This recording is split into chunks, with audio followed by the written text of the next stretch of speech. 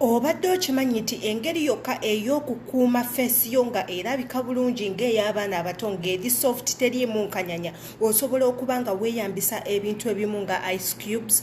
Wenjogera ku ice cubes zeziriwa zezino ice cubes z'oteeka mu fridge ne zikwata ice n'obeera nga ozeeyambisa. Abantu bangi nnyo bakozesa ice cubes zineeno okuzinaaba, abamu bakola ice bath naye nga tetumanyi kye kitegeeza. Naye nga ebiseera ebisinga ice munnange akola bulungi nnyo skin yo nebeera nga ewulikika bulungi ng'eri soft gy'okoma okukikola munnange na buno togenda kuddamu kubulabako.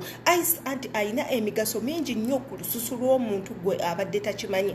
Ice akuyambako olususu lwo okubeera nga lubeera cool all the time. Ice akuyambako olususu lwo obutafuna skin burn. Ice akuyambako olususu lwo okuziyiza enkanyanya.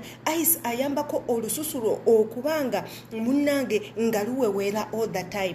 Ice cubes zineno zikuyamba kinene nnyo ku blood circulation.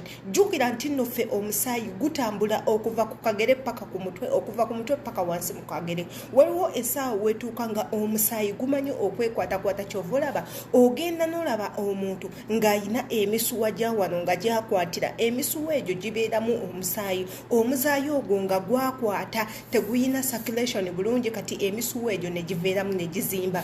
Gy'okoma okukola icing oba ice cubes n'omuteeka ku face munnange ogenda kubanga olabika bulungi nga gwe omwana w'obuwala. Naye tukikola tutya? Nsoose n'akatambi ako nga mbalaga batya we tumuteekako. Toyina kupapa nnyo, twala obudde bwo obeere nga okozesa ice cube. Hello, amanya yenze Sheila Aditago wena atanaba kubanga osubscribinga ku YouTube channel yange mugana nge just know you're missing a lot of stuffs. Olunaku lwaleero tuzze na beauty tips. Ky'olina okukola beera nga osubscribinga, ekigambo subscribe weekiriawo, notification bell eriawo waggulu gwe teweerabira gikonamu gikwatemu. Buli w'ogikwatamu video ze tuteekayo zigenda kubanga zikutuukako. Abali mu nsi ez'enjawulo gye musinzira okubanga mundaba imbaagala nnyo. May God bless you mwebali kubanga mwefiiriza data wamwe ne mubeera connected ne musobola okubanga mulaba videos zange. Temujjanga okwo, ky'olina okukola viewinga, subscribinga, likinga, commentinga ombuli egyosinzidde okubanga tulaba ng'olaba videos neeno. Kaakati kambalage engeri gy'okozesaamu ice cube oziteekamu otya, kambatwaleko mu procedure katono then tumale tukomewo. Stay tuned. Gy'olina okukola sooka onfunire akaveera ko bulungi nnyo, then omale onfunire ne ice wuno ng'ono. Ice osobola okukozesa omungi gwe weetaaga okubanga akumala gwe gw'owulya nti no ice oyo akumala gw'oba okozesa. Kwata ice wo obeere ng'omuteeka mu kaveera nga nze bwe ngenda okukola.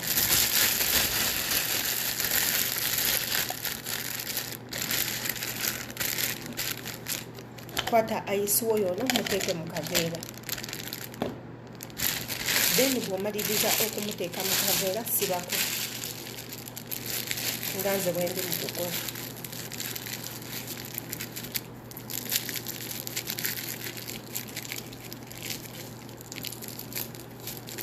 Ice waffe tumaze okubanga tumutegeka. Bw'oba omaze okumukola teweerabira akasonda kano kagenda kuyambako okubanga kapointinga mu bifo ebyo nnyini by'oyagala okuteeka mu circulation. Tandika na wansi w'eriiso waneeno wansi w'eriiso omusaayi gumanyi okwekwata ne guba nga tegutambula ate era nga kikuyambako munnange n'okugyawo ebyo ebizigiro ebya bbulaaka. Beera nga oteekako bulungi nnyo ku feesi yo yonna beera nga otuuzaako ice ono. Twala obudde bwo obeere nga okozesa ice ono. Osobola omukozesa buli lunaku, talina buzibu. Osobola omukozesa every after 1 week, nakyo tekirina buzibu. Amakulu agaliwo nti okozeseza ice gy'onookoma okubanga omukozesa the results ennungi. Indowooza bu video obwo mubulabe batya bwe tukozesa ice tumuteekako tutya, tumuteerako budda ki. Ice ono gy'onookoma okubanga omukozesa ku lususu lwo kigenda kubanga kikuyambako olususu lwo okubeera soft ng'olw'omwana omuto nga luweweera. Ice ono agenda kubanga akuyambako n'okupreventinga sunburn erimwe abookebwa omusana ng'ate gukuleka bubi. Ice ono akuyambako ku inflammation erimwe abalina olususu oluzimbazimba. Ice ono akuyambako.